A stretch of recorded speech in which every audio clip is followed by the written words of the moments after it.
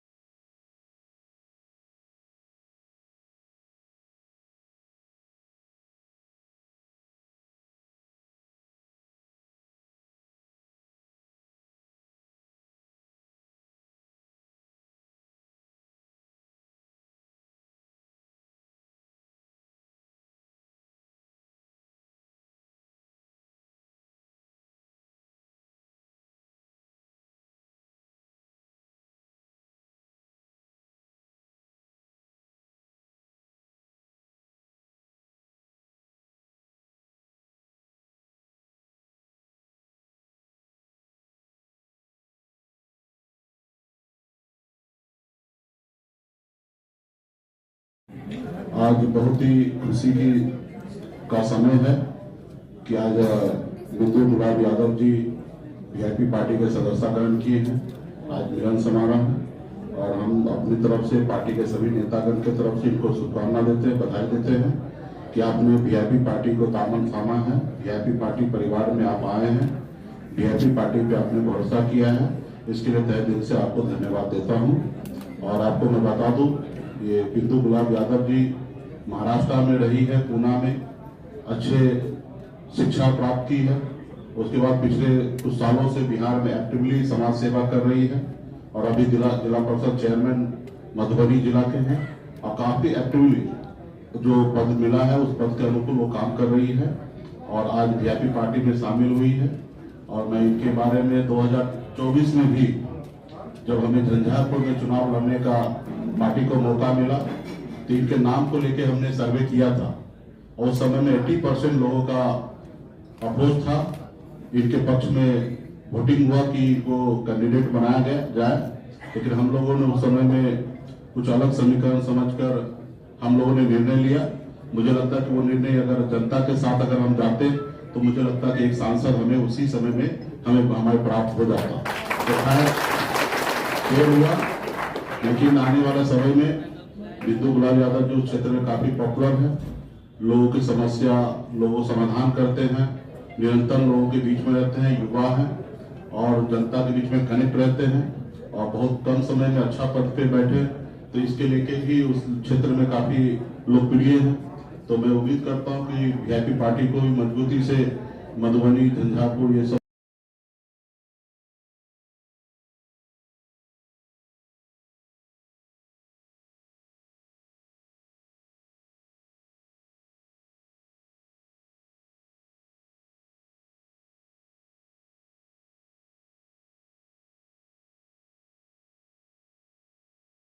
Join करा रहे हैं। पुराने कार्यकर्ताओं का क्या होगा? सारा टिकट क्या नए लोगों को भी सम्मान मिलेगा, पुराने लोगों को सम्मान मिलेगा। सच बात यह है कि हमारे पास जितने भी प्रत्याशी लोग पार्टी जुड़ रहे हैं तो ये पार्टी का ताकत है और पार्टी के पास आ रहे हैं और अगला चुनाव में देखिएगा कि एक भी लोग हमारी पार्टी में जितने भी है वो बागी नहीं होंगे और वीआईपी पार्टी के आदेश के अनुकूल चलेंगे। और आप देखिएगा अन्य पार्टी को अगर हर साल का अगर रिपोर्ट लीजिए तो दूसरे पार्टी में बहुत बागी होता है। 2019 में एक भी वीआईपी पार्टी का कार्यकर्ता बागी होकर पूरे बिहार में 40 लोकसभा में कहीं चुनाव नहीं लड़े, लेकिन आप उसी तरीके से दूसरे दल में देखिएगा तो कई लोग बागी होकर किए। हमारे पास अनुशासन के साथ वीआईपी पार्टी को आगे बढ़ाने के लिए लोग आ रहे हैं, ना ही कि यहाँ पे आके लोग विधायक और सांसद बनने के लिए आ रहे हैं। और निश्चित तौर पे जो लोग आएंगे उनका सोच और सपना होना चाहिए जनप्रतिनिधि बनने के लिए। और मेरे पास अगर जो आ रहे हैं तो निश्चित तौर पर हम भी अगर अच्छे कैंडिडेट होंगे, अच्छे उनके विचार होंगे, जनता का डिमांड होगा तो निश्चित तौर पर उनको हम लोग चुनाव लड़ाएंगे। जिनका अगर नहीं होगा तो वो नहीं लड़ेंगे। सिर्फ चुनाव लड़ने के लिए पार्टी नहीं आ रही, पार्टी को मजबूत करने के लिए लोग आ रहे हैं। गांधी मैदान में 29 तारीख को वक्फ बचाने का आंदोलन है, मुकेश सहनी जाएंगे? जी हाँ, मेरा कार्यक्रम है, पार्टी के प्रतिनिधि रहेंगे। अगर हम भी बिहार में अगर रहेंगे तो जरूर हम जाएंगे, हमारा पूरा समर्थन है वो कार्यक्रम को लेकर। सीट क्लियर हुआ मुकेश सहनी जी? सीट क्लियर हुआ? क्या क्लियर हुआ आपका? कितने सीटों पे आप लोग लड़िएगा? 245 सीट पर महागठबंधन हम लोग लड़ेंगे और आने वाला समय में वीआईपी पार्टी कितना सीट पर लड़ेंगे वो हम आपको महागठबंधन के प्लेटफॉर्म से जानकारी देंगे। और आपको पता ही है हम लोगों ने राष्ट्रीय कार्यकारिणी में पार्टी के लिए एक पॉलिसी तय किया है कि आने वाले समय में वीआईपी पार्टी 60 सीट पर लड़ना चाहते लड़ेंगे और इसके लिए महागठबंधन प्लेटफॉर्म होगा, उस पर डिसीजन लिया जाएगा। तेजस्वी यादव ने आज कलम बांटा है, क्या आपकी पार्टी भी कुछ बांटेगी ताकि मैसेज निकले रोजगार को लेकर? निश्चित तौर पे बिहार के युवा के लिए जो चाहिए वो सब चीज हम लोग देने के लिए तैयार, खून चाहिए तो खून देने के लिए तैयार है। इलेक्शन कमीशन चर्चा तो है ना, आप इसका टेंशन मत लो। मुकेश सहनी 1 सीट लड़ेंगे, 15 लड़ेंगे, 45 लड़ेंगे, 50 लड़ेंगे, इसका हमें, लेकिन चर्चा तो है ना। इसका मतलब है बिहार में हम मजबूत है और ताकतवर है। मुकेश जी एक लास्ट सवाल। इलेक्शन कमीशन जो है, एक मिनट, इलेक्शन कमीशन पहचान पत्र को अपडेट कर रही है। वंचित समाज के काफी लोग इससे बाहर हो जाएंगे, काफी महत्वपूर्ण मुद्दा है ये। हम लोग पूरे बिहार में काम करेंगे और खास करके वंचित लोग बाहर न हो, उसके लिए हम लोग पॉलिसी बनाएंगे कि कैसे हो। और चुनाव आयोग अगर कोई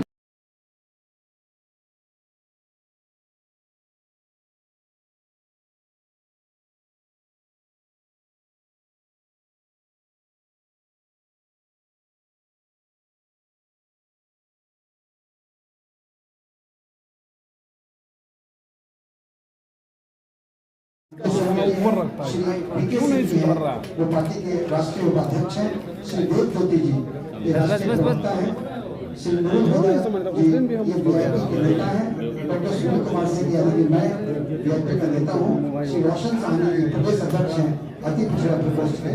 श्री अर्जुन साहनी जी वो जिला अध्यक्ष हैं और श्री लाल बाबू साहनी जी ये प्रभारी मुंगेर में। और मैं आग्रह करूँगा अपनी पार्टी के सभी सर्वमान्य नेता से कि ये बिंदु गुलाब यादव जी को सदस्यता ग्रहण करें।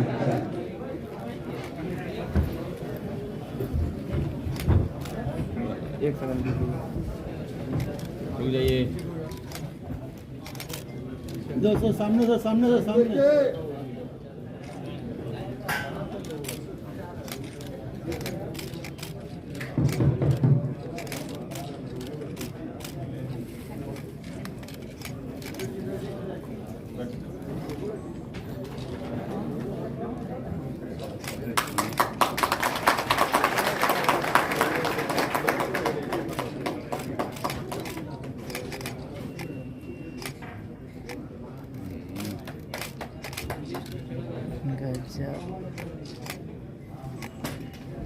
अब आग्रह करेंगे हमारे सुप्रीमो मुकेश सहनी से बड़े वाला माला से वो उनका बड़े वाले माला को लिया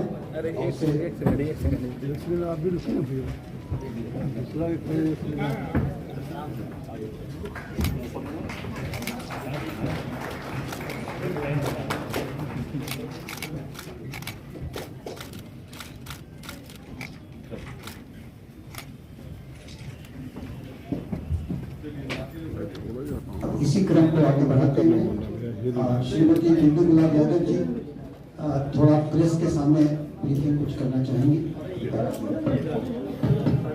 भैया कंधा वापस हाथ बताइए ना। वही तो बता रहे हैं भाई को कि बैठ हिल रहा है भाई।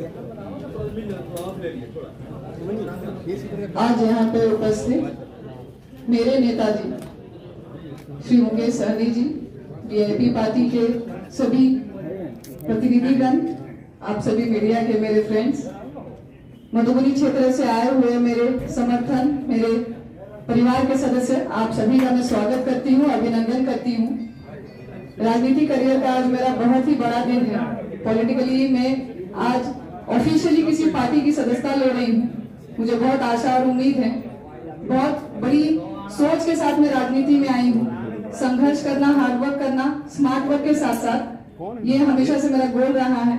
और इस पार्टी के हमारे सुप्रीमो, हमारे नेताजी का भी यही सपना है कि हर घर तक हम लोग कैसे पहुंचे, आरक्षण हम कैसे लागू करवाए, हम कैसे रिवर्स माइग्रेशन करवाए, हम कैसे अच्छी व्यवस्था, अच्छी शिक्षा हर एक ग्रामीण के, हर एक व्यक्ति के, हर एक घर तक पहुंचे। मैं जिला परिषद की अध्यक्ष 2022 से हूँ मधुबनी जिला में। मधुबनी जिला बिहार में सबसे सेकंड लार्जेस्ट डिस्ट्रिक्ट है। काफी संख्या में मुझे कोऑर्डिनेट करने के लिए मिलता है सभी त्रिस्तरीय पंचायती राज जनप्रतिनिधियों से। मैं समझती हूँ कि वार्ड सदस्य महोदय आखिरी कड़ी नहीं, सबसे पहली कड़ी होती है क्योंकि सबसे पहले अगर हमको किसी को रीच करना है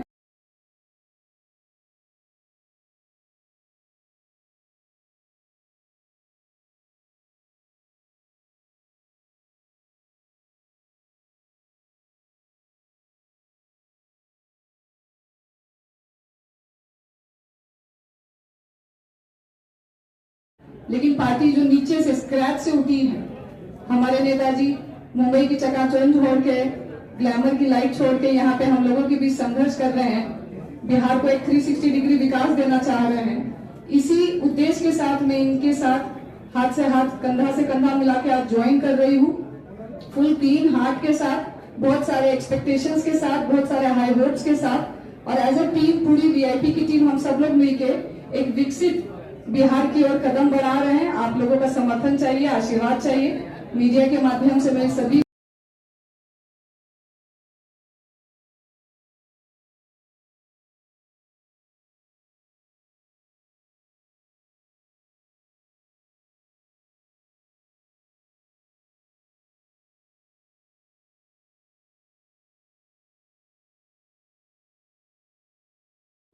तो बिहार का लेबर ही दूसरे देश राज्य में जाके तरक्की कर पाती है। तो इसलिए हमें पता है कि आप बिहार को विकास की ओर नहीं लेके जाएंगे, लेकिन बिहार के युवा, बिहार के लोगों ने, हम लोगों ने ठान लिया है कि बिहार को आगे लेके जाएंगे।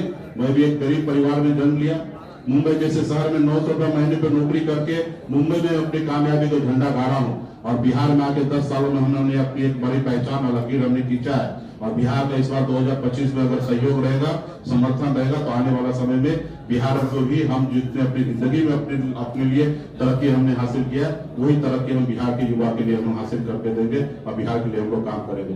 बहुत बहुत धन्यवाद। महागठबंधन में क्या पशुपति पारस आ रहे हैं? देखिए, इसका निर्णय तो हमारे कोऑर्डिनेशन कमेटी के अध्यक्ष है तेजस्वी प्रसाद यादव जी, छोटे भाई, उनको भी निर्णय लेना है। लेकिन हम लोग चाहेंगे कि हमारी लड़ाई में सामाजिक न्याय को मजबूती देने वाले जो भी योद्धा हम लोग के साथ आए, साथ चलना चाहे तो निश्चित तौर पर साथ चले। लेकिन महागठबंधन का अपना एक कंडीशन है, उसी अनुकूल सबको चलना होगा। 243 सीट है, सभी के पास अपना अपना जनाधार है, ताकत है, उसी अनुकूल वो हमारे साथ अगर मिलकर एडजस्टमेंट होकर चलना चाहेंगे तो ऐसे लोगों को हम लोग साथ लेंगे जो मोदी जी को, नीतीश जी को जो जवाब दे सके। ऐसे लोगों को हम लोग जरूर बिहार में हम लोग चाहेंगे कि आए। आज देखिए कि बिहार में किस तरीके से भेदभाव हो रहा है।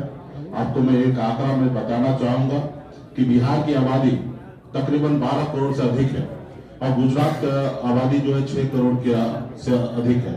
और पिछले 10 सालों में बिहार को सिर्फ खेल के माध्यम में 350 करोड़ रुपए मिला है।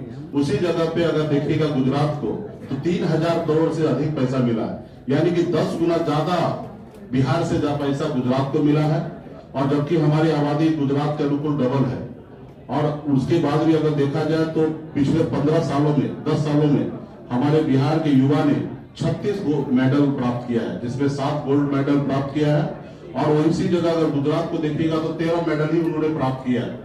हम इस मामले में भी गुजरात से डबल से अधिक हम मेडल प्राप्त करते हैं। हमारे बिहार के युवा जो है मेडल प्राप्त करते हैं। लेकिन बिहार को खेल के माध्यम में कितना पीछे ढकेला जाता है, ये आपको सोचने की बात है। इसलिए मैं कहूंगा कि मोदी जी का जो झूठा नारा है कि देश झुकेगा नहीं और बिहार का विकास रुकेगा नहीं, हम तो कहना चाहेंगे कि मोदी जी अपना नारा को बदल लीजिए, या मैं तो बिहार के लिए जो मैं अभी सवाल खड़ा किया हूँ उसका जवाब दीजिए। अगली बार जब बिहार आए तो बिहार में आपको मैं स्वागत करता हूँ कि बिहार आइए। लेकिन जो मैं अभी सवाल खड़ा किया हूँ, क्या पिछले 10 सालों में गुजरात को आपने कितना रुपया दिया है, बिहार को कितना रुपया दिया है, गुजरात के लोगों ने कितना मेडल प्राप्त किया, बिहार के लोगों ने कितना मेडल प्राप्त किया, इसकी जानकारी आप बिहार को दीजिए। तब आप बताइए कि डबल इंजन की सरकार बिहार हम लोग काम कर रहे हैं। तो इसलिए आने वाले समय में इसी तरीके से बिहार में हर तरह से हम लोग पीछे जा रहे हैं। आज हमारी गरीबी दर 2014 में 33% था, वो बढ़कर 37% हो गया है। ये भारत सरकार का आंकड़ा है। वही गुजरात 16% गरीबी दर था, वो घट के 9% हो गया। यानी कि दिख रहा है कि आप गुजरात में विकास कर रहे हैं। डबल इंजन का सरकार का काम गुजरात में दिख रहा है। गुजरात के लोगों को लाभ दिख रहा है। 50,000 करोड़ का, लाख करोड़ का बुलेट ट्रेन गुजरात को मिल रहा है। हमें ऐतराज नहीं है कि गुजरात को क्यों मिल रहा है। गुजरात को अगर मिल रहा है तो निश्चित तौर पर हमको भी मिलना चाहिए। यही हम भारत सरकार से हमेशा उम्मीद करते हैं। लेकिन आप यहाँ से 40 में से 39 सांसद बना लेते हैं, 40 में से 30 सांसद बना लेते हैं, 40 में से 32 सांसद आप बना लेते हैं, लेकिन बिहार को मिलता क्या है? तो मैं बिहार के जितने भी साथी वोटर से सबसे मैं आग्रह करूंगा कि इस विषय पर आपको विचार करना है, और आपका अगर तकलीफ जो है आपके अपने भाई, आपके बिहारी आपके लिए लड़ाई लड़ सकता है, कोई गुजरात के लोग आपके लिए लड़ाई नहीं लड़ेगा। सिर्फ मैं तो गुजरात को लड़ाई लड़ने के लिए दूर की बात है, मैं गुजरात के लोग को कहना चाहता हूँ, प्रधानमंत्री जी को, कि मेरे सवाल का जवाब आप खाली बिहार में आकर दे दीजिए। विकास तो करना दूर की बात है, हमें उम्मीद बिल्कुल ही नहीं है कि आप बिहार के लिए कुछ कीजिएगा। हमें इतना पता है कि अगर बिहार तरक्की कर लेगा तो बिहार का लेबर जो है वो गुजरात में नहीं जाएगा या अन्य प्रदेश में नहीं जाएगा, और जब अन्य प्रदेश अन्य राज्य में नहीं जाते हैं तो बिहार के लेबर तो दूसरे राज्य का जो है फैक्ट्री बंद हो जाएगा। तो आपको मालूम है कि बिहार दूसरे देश का अगर तरक्की होता है तो बिहार का लेबर ही दूसरे देश राज्य में जाके तरक्की कर पाती है। तो इसलिए हमें